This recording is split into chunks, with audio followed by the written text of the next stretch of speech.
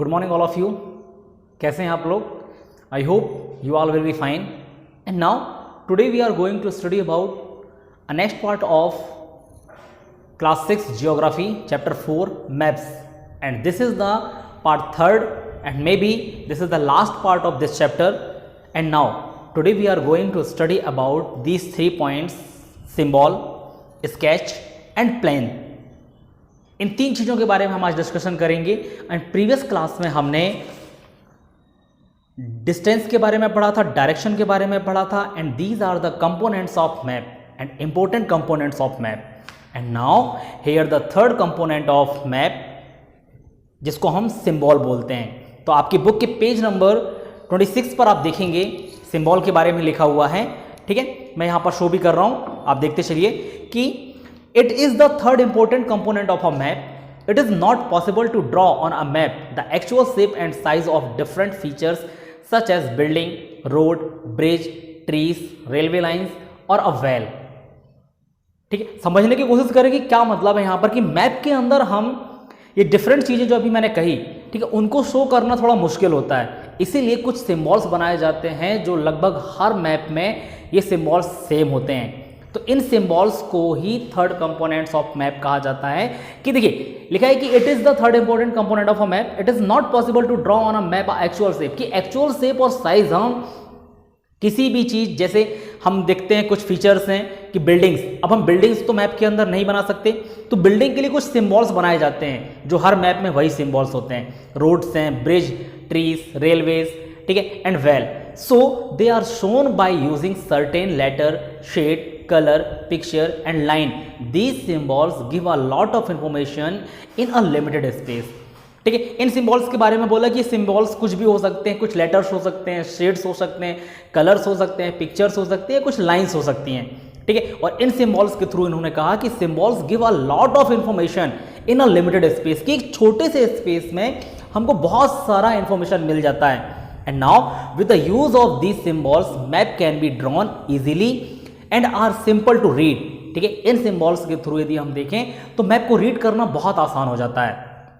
And even if you don't know the language of an area and therefore cannot ask someone for direction, you can collect information from map with the help of these symbols. Map have a universal language that can be understood by all. There is an international agreement regarding the use of these symbols. These are called conventional symbols. Some of the conventional symbols are shown in the figure 4.3. मैं आपको यहाँ पर figure दिखा रहा हूँ, आप लोग देखिए यहाँ पर. ठीक है, तो यहाँ पर आपसे ये कहा कि यदि आप किसी जगह की लैंग्वेज नहीं जानते, किसी से कोई डायरेक्शन नहीं पूछ सकते हैं, तो इन मैप के थ्रू, इन सिंबल्स के थ्रू आप जहाँ जाना चाहते हैं आप आसानी से जा सकते हैं. और ये सिंबल जो आपको दिख रहे हैं यहाँ पर, इनको कन्वेंशनल सिंबल कहा जाता है. कन्वेंशनल सिंबल का मतलब ये होता है कि इंटरनेशनली एक्सेप्ट किए जाते हैं, यानी पूरे विश्व में यही सिंबल हर मैप में पर्टिकुलर जगह के लिए यूज किए जाएंगे. इसी के नीचे देखेंगे आप, जहां पर लिखा है कि various colour are used for the same purpose. For example, generally blue is used for showing water bodies, brown for mountain, yellow for plateau and green is used for plains. ठीक है, तो कुछ चीजें यहां पर सिंबल्स यदि आप देखें, ठीक है, एक दूसरा मैप मैं आपको यहां पर शो कर रहा हूं. ठीक, तो आप इस दूसरे वाले मैप पे देखें जो कि आपके पेज नंबर 27 पर बना हुआ है बुक के.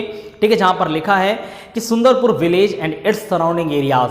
ठीक है, कि ये सुंदरपुर विलेज का है, और यहां पर आपको नीचे लिखा गया है कि various colour are used for the same purpose, कि वेरियस कलर को सेम पर्पस के लिए यूज किया गया है. जैसे आप देखें, for example, generally blue colour used for showing water, कि ब्लू कलर जहां जहां आपको दिख रहा है वहां पर वाटर बॉडीज हैं, लाइक रिवर हैं, पॉन्ड्स हो सकते हैं. ठीक है, जो भी हैं. इसके बाद इन्होंने कहा है कि ब्राउन फॉर माउंटेन्स, और जो ब्राउन कलर हैं वो माउंटेन्स के लिए हैं. And yellow for plateaus and green is used for plains.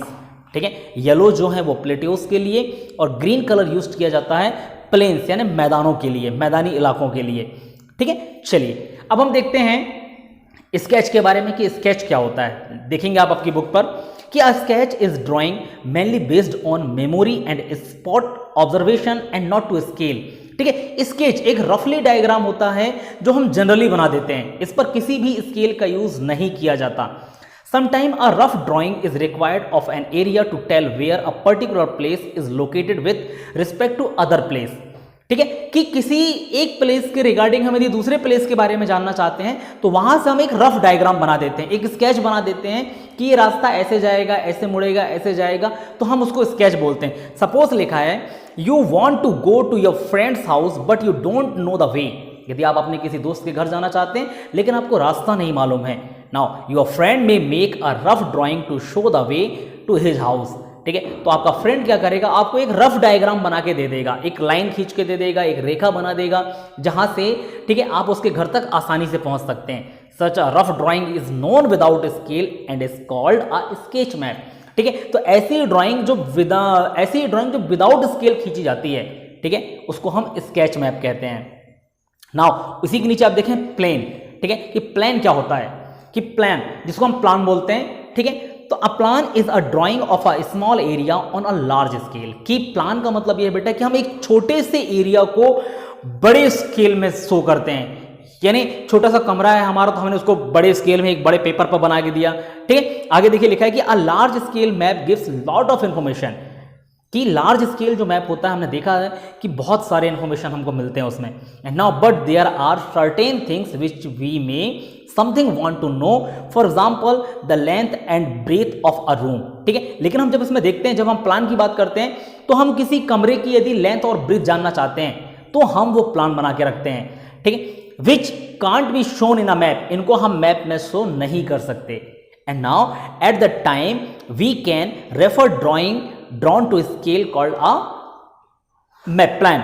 ठीक है, तो यहां पर लिखा कि at the time we can refer drawing drawn. ठीक है, कि हम एक स्केल की सहायता से कुछ ड्राइंग ड्रॉन करते हैं एक पर्टिकुलर जगह को दिखाने के लिए, तो हम उसको प्लान बोल सकते हैं. आपके बुक के ही लेफ्ट साइड के कॉर्नर पर देखें कुछ क्वेश्चंस दिए हुए हैं. इन क्वेश्चंस को आपको सॉल्व करना है और मुझे दिखाना है. जैसे लिखा है कि look at the figure 4.4 and find out. मैं आपको एक बार फिर से फिगर दिखा रहा हूं 4.4. ठीक है, सबसे पहले आपको इसके लिए 4.3 में दिए हुए सिंबल्स को ठीक से पढ़ना है, ठीक से समझना है कि क्या सिंबल्स हैं और उनको अपनी कॉपी पे ड्रॉ करना है. ठीक है, इसके बाद ही आप इस क्वेश्चन का आंसर दे पाएंगे. तो पहला लिखा है यहां पर कि आप एक बार और ये मैप देख लीजिए 4.4 जो मैप है.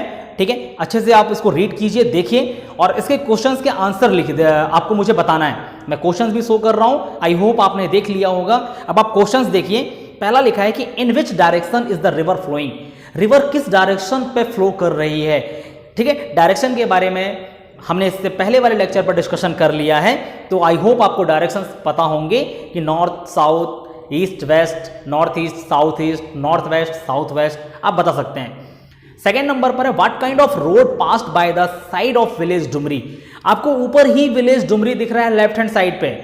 ठीक है, तो वहां पर लिखा है कि for what kind of road, कि किस तरीके की रोड जो है वो डुमरी के पास से निकल रही है. ठीक है, एंड थर्ड नंबर है on what type of railway line is Sundarpur situated. और सुंदरपुर में किस टाइप की रेलवे लाइन सिचुएटेड है आपको ये बताना है.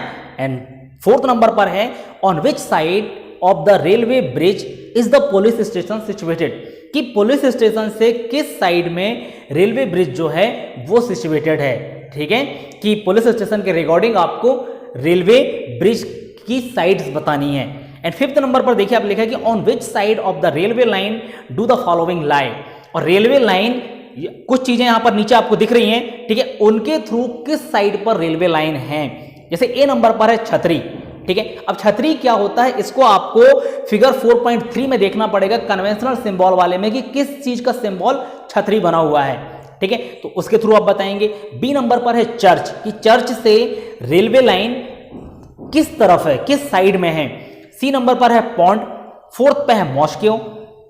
फिफ्थ पे है डी पर है मॉस्को. ई पर है रिवर. एफ पर है post and telegraph office. And G पर है ग्रेवयार्ड. तो इनके थ्रू आप देखें कि रेलवे लाइन किस साइड पर सिचुएटेड है और इनके आंसर्स आप अपनी कॉपी पर मेंशन करें. और फिगर 4.3 एंड 4.4 ये दोनों डायग्राम आपको अपनी कॉपी पर ड्रॉ करना है. ठीक है, ये आपका होमवर्क रहेगा जिसको आप मुझे कल की क्लास में दिखा सकते हैं. चलिए आज के लिए बस इतना ही. Thank you so much. Next class में हम इसके क्वेश्चन आंसर के साथ मिलेंगे.